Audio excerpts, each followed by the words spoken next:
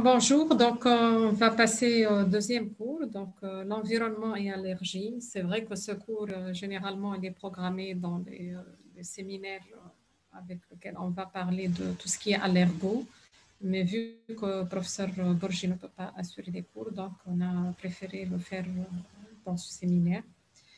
Environnement et allergies, ça vous dit quelque chose? Donc, ça veut dire beaucoup de choses. Donc, on a parlé de on a parlé de la relation environnement et santé il y a longtemps. Ce lien environnement et santé, c'est une idée qui n'est pas récente. Hippocrate, déjà, il parle de cette relation en disant, en fait, pour approfondir la médecine, il faut considérer d'abord les saisons, connaître la qualité des eaux, des vents, l'environnement de l'être humain, étudier les divers états du sol et le genre de vie des habitants. En milieu du 19e siècle, on a vu l'intégration de la médecine sociale. Il y avait beaucoup d'actions dans ce siècle sur l'environnement, la qualité des eaux, la gestion des déchets, l'hygiène. Il y avait beaucoup d'actions sur ça, puisqu'il y a une relation évidente entre notre environnement et notre santé. Après les guerres, donc, il y avait quand même une dominance du modèle biomédical avec l'innovation thérapeutique qui était mise en avant. Cette médecine sociale était après dévalorisée et la santé publique s'est concentrée principalement sur le comportement individuel, c'est-à-dire le tabagisme, l'alcoolisme. Et on a oublié un peu notre environnement alors que c'est indispensable d'étudier cette relation et d'agir puisque notre santé y dépend clairement. La transition épidémiologique était donc marquée essentiellement par l'augmentation des maladies chroniques avec la diminution des maladies infectieuses ces dernières années. Donc, il y a un rôle de l'environnement dans ce sens qui est très important. La transformation profonde de la société avec l'industrialisation, le changement de notre environnement avec les polluants chimiques et autres, l'évolution de notre mode de vie aussi, ça a augmenté ces maladies chroniques, cette sédentarité, notre comportement alimentaire, l'urbanisation. Donc tout ça, c'est notre environnement qui a donné ces maladies chroniques, surtout les maladies cardiovasculaires. On voit la fréquence qui augmente de plus en plus, les cancers, les maladies auto-immunes, surtout le diabète, les maladies pulmonaires chroniques. Sur le plan donc respiratoire, les pathologies respiratoires et essentiellement l'asthme, on a vu quand même une prévalence de cette pathologie qui a doublé, voire même triplé ces dernières décennies. Et ceci, sûrement, l'environnement a une action. Bien sûr, il y a quand même, je ne sais pas, sur le plan génétique, est-ce que nos gènes aussi ont eu des modifications? Une grande question. L'environnement et son action sur la fonction respiratoire de l'enfant ou cette pathologie la plus fréquente chez l'enfant, l'asthme, il y a quand même une relation importante entre cet environnement et ces pathologies respiratoires qui sont très fréquentes actuellement dans l'enfance. On parle beaucoup de ces théories allergénistes et d'hypothèses hygiénistes. En fait, l'exposition augmentée à des facteurs de risque, cette hypothèse allergéniste, le fait que notre mode de vie a changé, on est plus exposé aux allergènes dans notre environnement intérieur ou extérieur. Ces acariens dans notre environnement qui ont augmenté, les animaux domestiques, tout ça, donc ça, en faveur de cette hypothèse qui était rapportée, qui était à la mode surtout dans les années 2015 jusqu'à 2015, on en parle beaucoup. L'hypothèse hygiéniste avec cette exposition diminuée à des facteurs protecteurs, donc le fait que notre système immunitaire pendant la petite enfance n'est pas exposé aux agents infectieux, ça a été dit qu'il y a un impact sur la maturation du système immunitaire et par conséquent, donc, on va développer surtout les réactions type TH2 dans notre système immunitaire. Par conséquent, ça donne plus de maladies allergiques. la taille et la position dans la fratrie. Actuellement, on voit les familles qui sont composées par un enfant, deux enfants, pas beaucoup d'enfants. Donc, le fait que la fratrie a diminué, c'est un facteur donc, qui diminue l'exposition à des facteurs protecteurs. Le fait que l'enfant soit exposé à sa fratrie, avec plus de contact, c'est un facteur protecteur. L'environnement de ferme aussi, ça a été démontré que c'est un facteur protecteur. Le mode d'accouchement, le fait qu'on voit beaucoup d'accouchements par césarienne, c'est un facteur qui augmente le risque de notre système immunitaire va balancer vers TH2. On parle beaucoup de microbiote récemment aussi. Vous avez entendu parler de rôle important de ce microbiote dans le développement des maladies allergiques et d'autres pathologies. La composition et la diversité de la flore intestinale dans les premiers mois de vie, le fait que ce microbiote ne soit pas riche, ça risque de développer des maladies auto-immunes, les allergies, l'asthme ultérieurement. Ça a été démontré dans plusieurs écrits, sûrement vous avez vu et consulté. L'environnement, donc, par l'augmentation des pollens et surtout la qualité des pollens qui a changé, l'exposition à des virus respiratoires divers. Actuellement, on vit donc cette pandémie à Corona, donc on va voir les conséquences après. L'alimentation des jeunes nourrissants et surtout l'alimentation de la mère, la qualité du régime pendant la grossesse, a un retentissement sur le microbiote et sur donc l'évolution vers tout ce qui est auto-immun, maladies allergiques, la balance TH2, les pollutions atmosphériques. Actuellement, on voit beaucoup et ça retentit sur notre santé, ça augmente les allergies, les polluants de l'environnement intérieur aussi qui a augmenté avec notre mode de vie. Il y a beaucoup de moisissures, le mode de chauffage, ça bien sûr a de l'influence. Le tabagisme de la mère pendant la grossesse, le tabagisme passif dans la petite enfance, tout ça, ça influe énormément sur l'augmentation de l'allergie et du développement de l'asthme. Les polluants chimiques, les produits de nettoyage qu'on utilise beaucoup pour nettoyer nos domiciles, et ça a un impact négatif aussi, il faut être vigilant. Ce qu'on appelle aussi les perturbateurs endocriniens. Tout ça, donc, a une action, notre environnement, sur notre système immunitaire depuis le jeune âge et même pendant la grossesse. Et c'est pour ça qu'on voit de plus en plus d'allergies, de plus en plus d'enfants asthmatiques. Si on ferme cette parenthèse et on commence par les définitions dans ce cours. Donc, l'atopie, c'est quoi l'atopie? Vous connaissez tous. Donc, c'est le terrain génétique, le fait que l'enfant, il est apte génétiquement, il est déterminé à fabriquer des IgE. Généralement, on dit que c'est un terrain atopique s'il a des antécédents de personnes dans la famille proche, les parents, qui sont aussi atopiques, qui sont donc génétiquement déterminés à fabriquer les IgE plus que les autres enfants. La sensibilisation, c'est quoi? C'est la capacité à produire des IgE spécifiques en excès, qui est confirmée par le test cutané positif ou les tests multi-allergéniques ou les RAST. Par contre, l'allergie, c'est quoi? C'est le fait que l'enfant il est sensibilisé. Donc, des tests cutanés qui sont positifs, ça ne veut pas dire que vous êtes allergique. Allergie, c'est-à-dire que tu es sensibilisé et tu as des symptômes cliniques qui sont en faveur de... donc, c'est-à-dire que cet allergène a donné ces symptômes cliniques, ensemble de manifestations cliniques, de signes cliniques liés à une réponse immunologique dépendante des IgE dirigés contre des allergènes.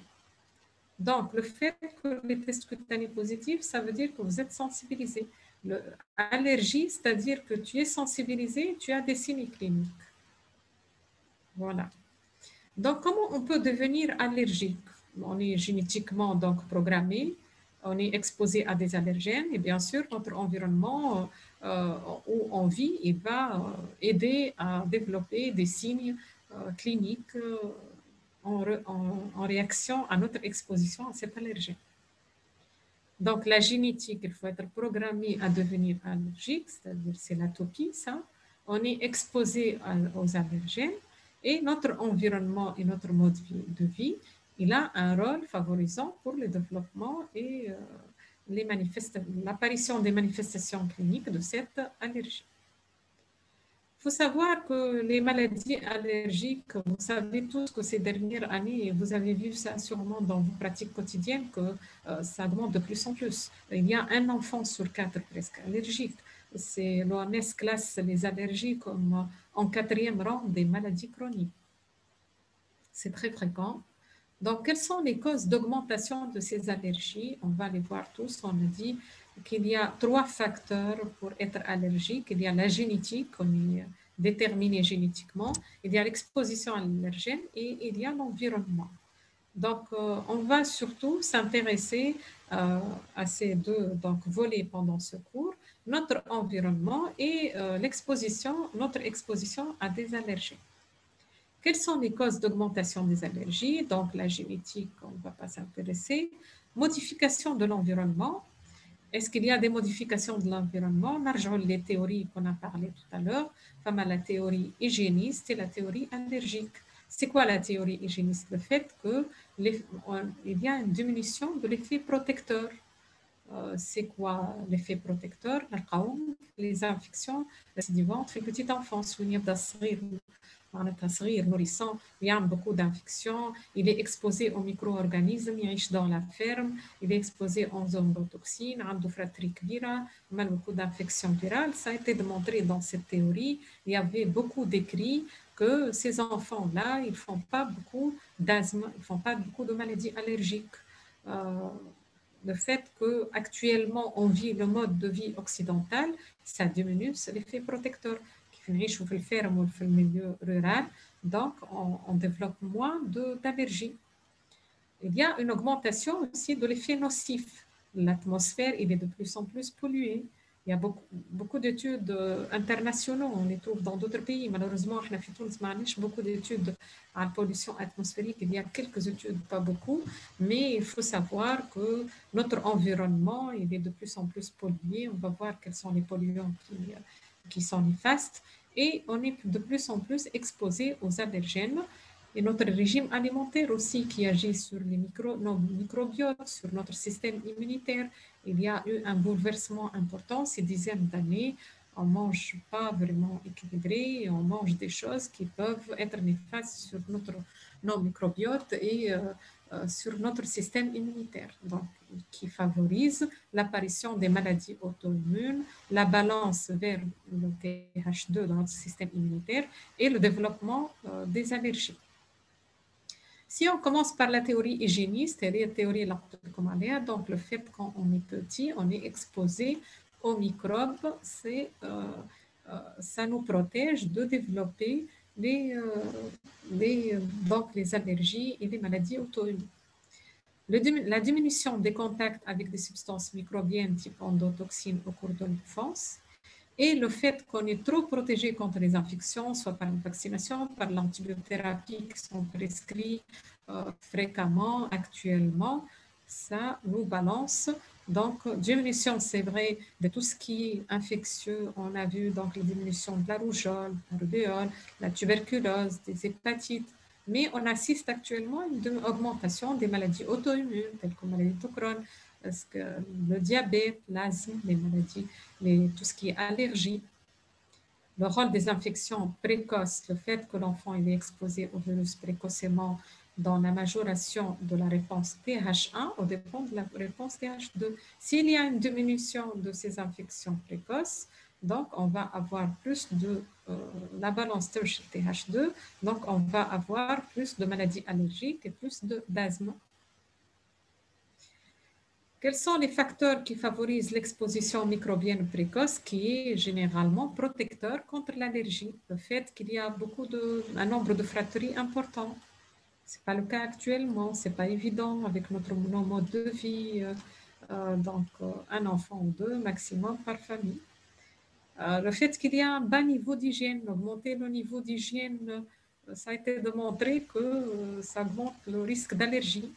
Vivre dans une ferme, c'est un facteur qui protège l'enfant contre le fait qu'il est exposé aux endotoxines précocement. Ça protège l'enfant d'être asthmatique euh, dans, dans l'évolution de sa vie. L'exposition précoce aux animaux a un effet protecteur. La fréquence des infections, un effet protecteur. Le faible usage des antibiotiques, actuellement on prescrit beaucoup d'antibiotiques. La vaccination, donc, grand point d'interrogation, il y a beaucoup d'écrits, de controverses. Il y a beaucoup d'études, je vous cite quelques-unes, 48 sur 53 études épidémiologiques qui ont montré une relation inverse entre la taille de la fratrie et la survenue de maladies allergiques. Plus on a des frères et des sœurs, moins on développe des maladies allergiques. L'augmentation du niveau d'hygiène, plus qu'on a d'hygiène dans nos domiciles, plus sifflement, plus dermatite atopique, plus d'allergies. Est-ce que c'est dû aux produits chimiques qu'on utilise dans grand point d'interrogation. Infection de bas niveau d'hygiène, protection contre l'allergie, c'est-à-dire si l'enfant fait plus d'hépatite, rougeole, tuberculose, il y a une allergie. Bon, plus ou moins, mais quand même, ces pathologies-là peuvent donner des tableaux graves. Donc, il y a beaucoup d'écrits qui ont parlé du rôle de la vie dans la ferme, dans la petite enfance, c'est-à-dire les jeunes nourrissons qui ont passé la première année de vie dans une ferme traditionnelle au contact des animaux, ils font moins d'allergies que les autres. Vous voyez ici qu'il y a une étude publiée depuis l'année 2000, en grande vogue, cette théorie hygiéniste. 18,8% des enfants de fermiers sont sensibilisés, alors que vous voyez ici que le pourcentage est le plus important pour ceux qui n'ont pas vécu la première année de leur vie dans les fermes. Donc, cette exposition aux endotoxines, c'est quoi l'endotoxine? C'est un composant de paroi cellulaire des bactéries gram-négatifs qui existent au niveau de tractus gastro-intestinal animal. Les enfants élevés dans une ferme en contact avec ces endotoxines, ça oriente la réponse immunitaire type TH1, ça balance, donc diminution de TH2, diminution des allergies. Et ça a été démontré aussi qu'il y a une corrélation avec une hyperproduction d'interféron gamma. Vous voyez ici que l'interféron gamma, il inhibe donc la réaction TH2 qui va donner les réactions allergiques. Donc, le rôle protecteur des infections passe aussi par d'autres mécanismes impliqués dans les mécanismes immunitaires en dehors de la balance TH1, TH2. Il y a les phénomènes de tolérance, les T régulateurs. Il y a aussi la diminution d'exposition à certains micro-organismes, insuffisance de l'activité T régulatrice. Donc, les T régulatrice, elle augmente si on est exposé à des micro-organismes. Si on n'est pas exposé, elle va diminuer. Du coup, on va avoir moins de phénomènes de tolérance. Donc, plus de TH2, plus d'allergies, plus d'asthme. Donc, on a parlé de la théorie hygiéniste. On passe à l'augmentation de l'effet nocif. On va insister surtout sur ça. Donc, actuellement, on est plus exposé à la pollution atmosphérique. Est-ce qu'on est plus exposé aux allergènes? Notre régime alimentaire, on est où? On va parler de tout ça. Donc, pour la pollution atmosphérique, on va parler surtout du tabagisme passif et des polluants physico-chimiques qui existent dans l'air.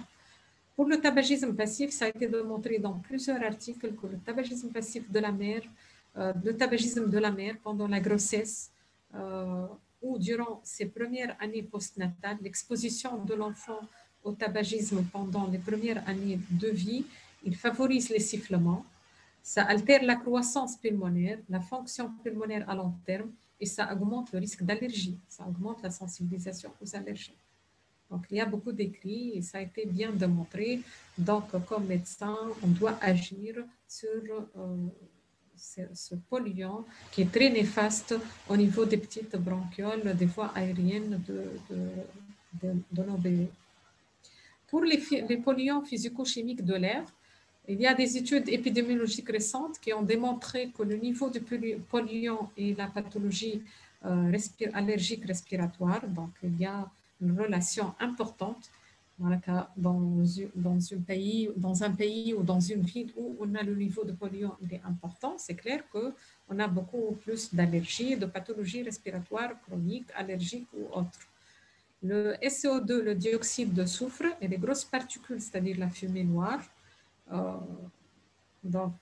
aussi le dioxyde d'azote, c'est la pollution automobile, le CO, l'ozone, PM10, c'est des grosses particules, c'est un mélange de particules solides et liquides de composition variable. Et donc, les principaux polluants qui existent dans l'air, voilà, à retenir. Donc, une pollution atmosphérique, automobile ou autre, qui peuvent être très néfastes. Et ça a été démontré que ces particules-là ont un rôle important dans l'augmentation de l'énergie respiratoire. Le NO2, ça majeure le risque d'allergie aux animaux domestiques et de sensibilisation aux plumes allergènes. Donc, le fait qu'on est exposé à cette particule, on a plus de risques de faire des allergies aux animaux et d'être sensibilisé aux plumes allergènes. L'exposition à ces particules-là, ça augmente l'hyperréactivité bronchique, nasale et oculaire aux allergènes et abaisse le seuil de sensibilité au pollen. Il fragilise la surface des graines de pollen aussi et il aggrave l'allergénicité des pollens. Donc, il agit aussi au niveau de graines de pollen. C'est vrai qu'il agit sur l'hôte, c'est-à-dire sur l'être humain, et ça augmente l'hyperréactivité bronchique et la réaction de nos bronches envers les pollens, mais aussi ça change les graines de pollen et ça augmente leur allergénicité. Les particules de diesel, ça augmente, avec le pollen, ça augmente les sécrétions des cytokines TH2. Le CO2, ça augmente la production accélérée de pollen d'ambroisie. Tout ça, ça a été démontré dans les différents écrits. Donc, vous voyez qu'il y a une action importante de ces polluants pour augmenter les allergies ou ils agissent au niveau des allergènes aussi. Ils les modifient, ils augmentent leur allergénicité. Et ça augmente aussi la saison des allergènes. Elle est devenue plus prolongée et la production accélérée des pollens d'ambroisie avec le CO2. Le fait d'implanter des arbres émettrices de pollen allergisants, c'est-à-dire les arbres dans les villes, c'est vrai, c'est pour aérer, pour améliorer la qualité de l'air, mais il faut se méfier. Les cyprès et les bouleaux peuvent contribuer à l'augmentation des allergies respiratoires de la population dans les villes. Les arbres exposés à une concentration importante de CO2, ils commencent à produire de grandes quantités de pollen. Donc les arbres aussi, le fait qu'ils sont exposés à des polluants atmosphériques, ils peuvent donc être modifiés, donc ils sécrètent plus de quantité de pollen. L'effet de changement climatique sur le pollen aussi, ça a été démontré.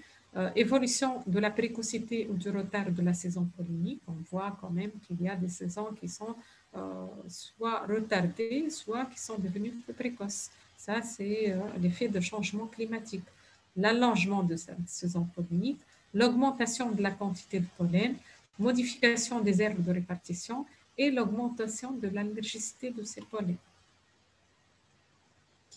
En Tunisie, je ne sais pas s'il y a d'autres études. Je me souviens qu'il y a une étude qui a été faite par l'équipe de médecine de travail entre 2003 et 2007. Donc, pour les adultes, il y avait une étude entre médecine de travail et les pneumologues et ont montré une relation qui était significative entre les polluants atmosphériques NO2 et PM10 et les exacerbations des allergies respiratoires.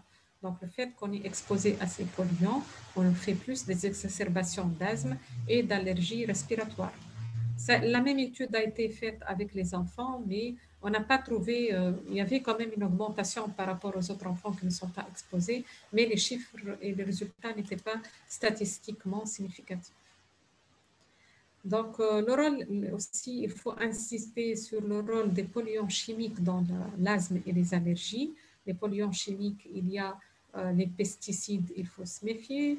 Il y a aussi tout ce qui est le composé perfluoré, c'est-à-dire les tissus résistants aux taches, les tapis, les tapis, les vêtements imperméables. Donc, malgré ça augmente le risque d'allergie.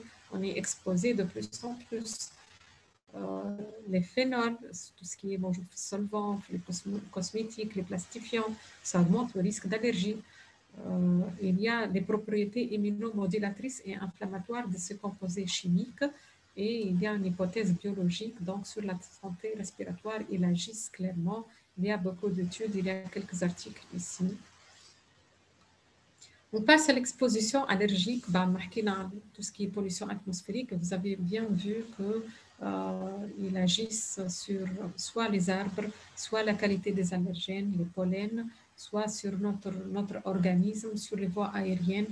On devient plus, on développe plus d'allergies. Nos branches deviennent plus, il y a une réactivité bronchique, donc risque de maladies respiratoires et d'asthme. Voilà, donc il faut insister sur diminution de cette pollution atmosphérique, sur la lutte contre le tabagisme passif. Pour l'exposition allergénique, donc si on voit l'histoire, donc les années 70, c'est la crise énergétique, les habitations sont mieux isolées, mais puisqu'elles sont mieux isolées, on a vu quand même depuis ces années-là, on voit beaucoup d'acariens, de moisissures, les allergènes émergents type blattes, les pollens. L'augmentation, elle était documentée des pollens, soit en quantité par les changements climatiques, soit en qualité par l'apparition de nouvelles espèces, vu qu'il y a une modification de la résistance de leur coque, les pollens, suite à leur exposition aux polluants atmosphériques, surtout diesel. Donc, les expositions mises en cause dans le développement de la sensibilisation allergique sont essentiellement les allergènes inhalés. Il y a deux types d'allergènes, les allergènes de l'intérieur et les allergènes de l'extérieur. Je cite les allergènes de l'intérieur, surtout عند l'enfant, نشوفوا أكثر حاجة les acariens. Il y a aussi les animaux, les blattes. Les allergènes de l'extérieur, les pollens de graminées, d'arbres, d'herbacées. Si on commence par les allergènes de l'intérieur, donc chez l'enfant, c'est le premier allergène qui est sensibilisant, c'est les acariens. On voit beaucoup d'allergies aux acariens chez les enfants. Les acariens, ce sont des arthropodes qui développent dans des conditions optimales de développement. C'est essentiellement une température supérieure à 20 degrés Celsius, avec une humidité de l'air presque 80%. Généralement, la prolifération, surtout août-octobre. La nourriture, il se nourrit des squames d'animaux et d'humains. C'est pour ça qu'on les trouve surtout dans nos literies, les moquettes, les peluches, les doubles rideaux. Voilà, donc les espèces Dermatophagoides pertunicis et Dermatophagoides farinés et Orogryphus mainier. Donc on parle surtout de DPDF, les tests cutanés ou les antigènes majeurs, c'est ces deux entités les plus fréquentes. Le risque de sensibilisation à partir d'un taux moyen supérieur à 2 microgrammes par gramme de poussière de maison. D'ailleurs, معناتها ساعات الصغار يعمل exacerbation كيف يبدا الطو هذاك يفوت حدو.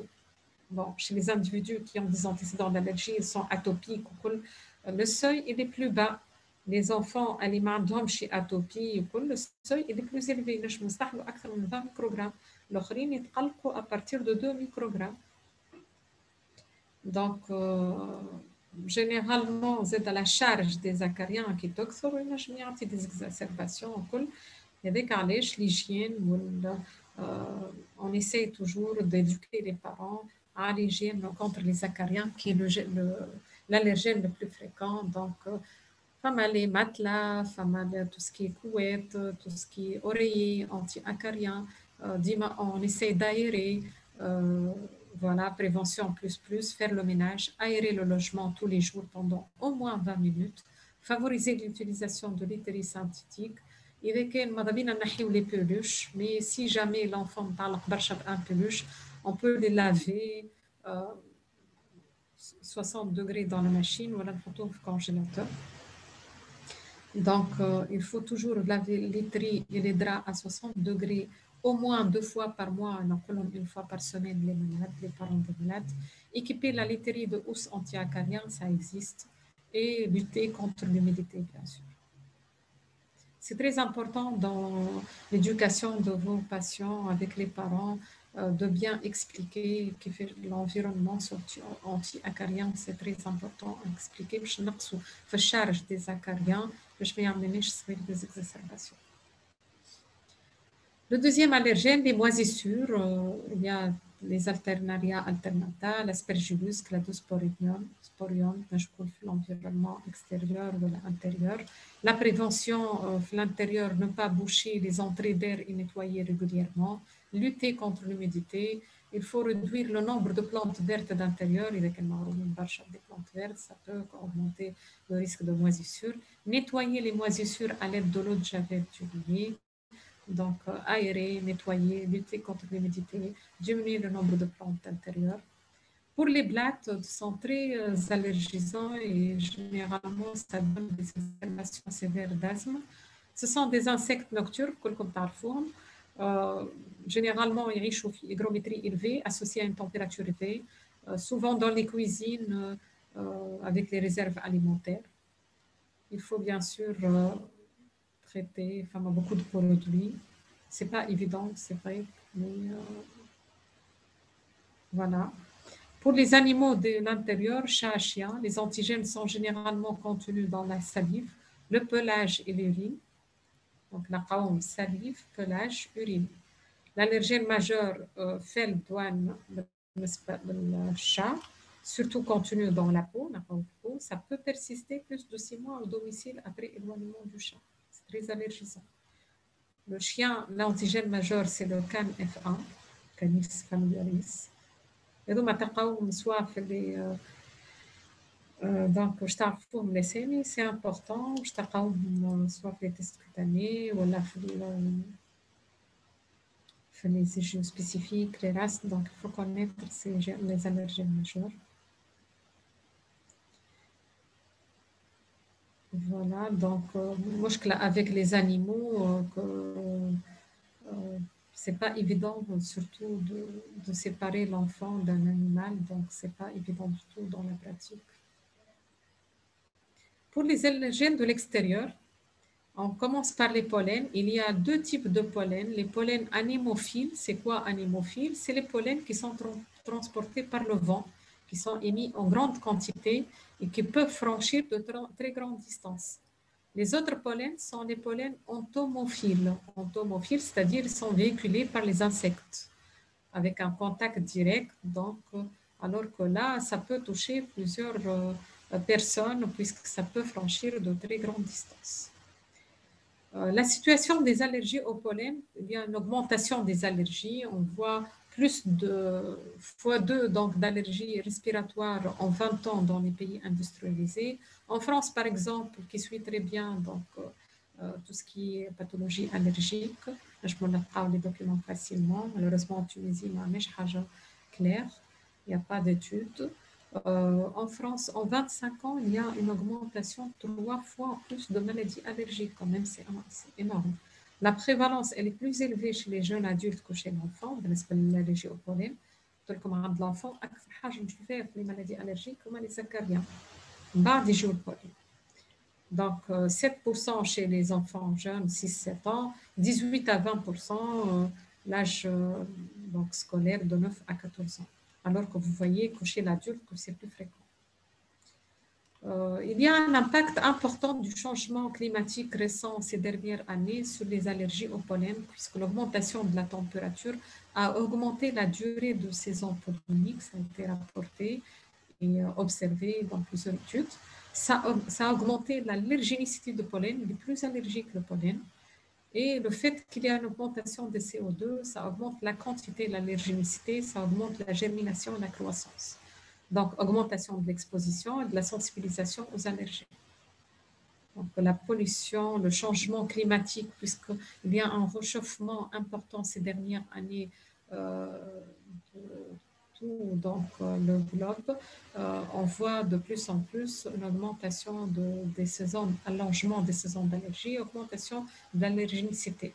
Mais maintenant en France, donc selon j'ai assisté dans un congrès il y a 2 ans, ils ont présenté ça, j'ai trouvé intéressant à vous montrer. Donc, chaque hausse de 1 degré de la température moyenne annuelle, ça équivaut à une translation des espèces végétaux de 200 km vers le nord. معناتها les espèces végétales lesquelles يعيشوا في السود avec cette hausse de changement climatique, hausse de température, une augmentation de 1 degré par an, ça augmente. Donc, translation, les espèces végétaux, on voit plus ces espèces végétaux, voilà. Il y a une migration donc récente en France. Ils ont trouvé que des espèces du sud vers le nord, l'ambroisie, dans le sud, l'olivier, le graminé, le cyprès, le chêne, le nord, à cause de plus fortes températures estivales et d'une baisse de précipitations.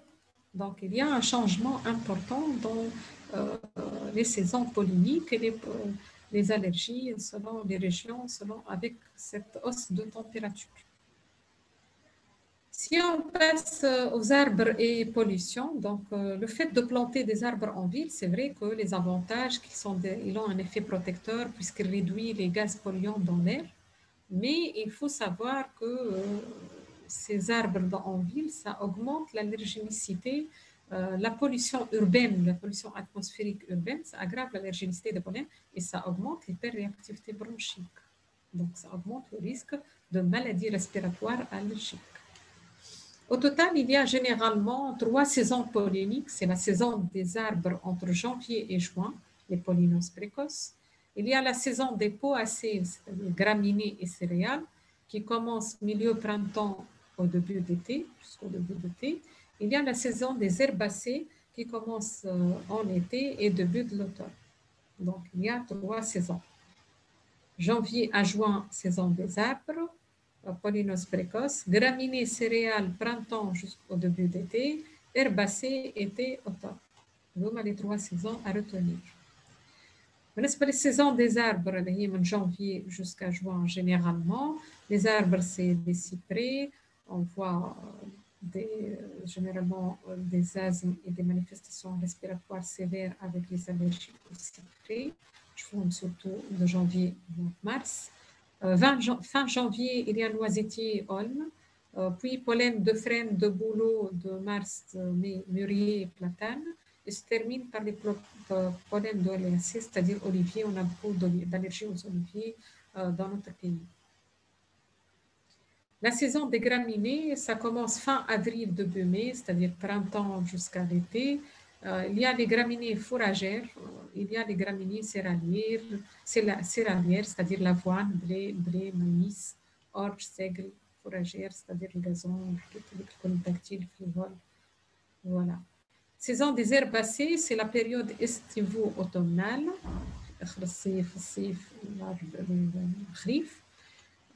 l'armoise, chénoplébacée, l'ambroisie, caractère très allergisant, août-septembre. Ça pour les pollens, pour les allergènes. On passe donc à notre régime alimentaire. On a dit que notre environnement, notre exposition aux allergènes et notre régime alimentaire. Et on insiste sur le rôle de l'allaitement maternel. Malheureusement, on voit de plus en plus de mères qui allaitent. C'est vrai que l'homme a 2 mois de repos seulement, comme d'autres pays, et puis elle est obligée d'introduire le lait artificiel ou surtout le lait artificiel. L'allaitement maternel, ça a été démontré que ça diminue les allergies et c'est très important de continuer l'allaitement maternel au moins jusqu'à l'âge de 6 mois. Donc, comme médecin, il faut insister aux parents, allaitement maternel, plus. Le fait de diversifier précocement à des petites quantités, ça a été démontré ces dernières années. Donc, on insiste d'introduire tous les aliments précocement entre l'âge de 4 à 6 mois, doucement, avec des petites quantités, essayer d'introduire tous les aliments. Ça a démontré que ça diminue le risque d'allergie.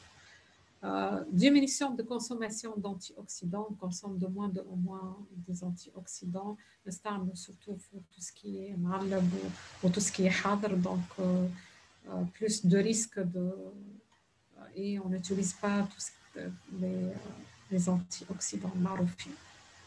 L'augmentation d'ingestion de graisse, plutôt, donc on utilise tout ce qui est huile oméga 6, alors que c'est plutôt, on a réduit les huiles de poisson oméga 3. Diminution de consommation de vitamines, donc on insiste sur la vitaminothérapie, c'est important.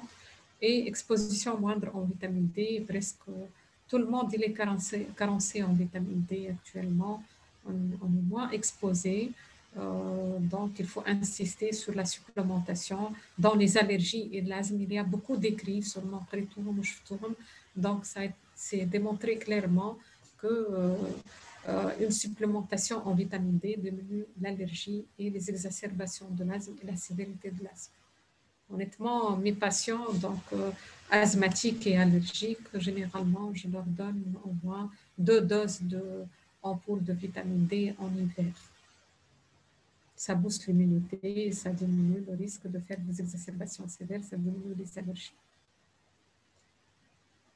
Voilà, donc l'allergie, donc c'est un puzzle pour être allergique. Donc il y a beaucoup de facteurs qui agissent. Il y a notre mode de vie, notre régime alimentaire, notre exposition génétique. Est-ce qu'on est exposé aux polluants, surtout le tabagisme passif, aux allergènes, aux animaux, les infections aussi, protecteurs, non protecteurs. Donc, c'est un puzzle qui va donc donner un enfant allergique ou non allergique, asthmatique, qui présente des maladies respiratoires chroniques ou non. Vous voyez que l'environnement à travers ce topo, donc c'est très important d'insister sur cette médecine environnementale qui doit être une priorité dans notre société aussi. C'est vrai qu'en Tunisie, il n'y a pas beaucoup d'équipes, il n'y a pas beaucoup de, malheureusement, qui s'intéressent à cette médecine environnementale. Il faut y aller, c'est très important pour avancer dans la protection, la prévention des maladies allergiques et respiratoires. Ça doit être une priorité de notre société. Donc, contrôler les facteurs d'environnement, la pollution, bon, actuellement, surtout le tabac, il faut éduquer les parents, les jeunes. Donc, c'est très important de diminuer le tabagisme passif. Des bébés exposés précocement, donc plus de risques d'allergie, plus de risques de maladies respiratoires. Les allergènes, donc il faut réduire l'exposition aux allergènes identifiés et les autres, notre mode de vie, notre régime alimentaire, il faut faire des actions, bien sûr, sur tout ça. Voilà, j'espère que c'était clair. C'est ouvert pour la discussion. Merci.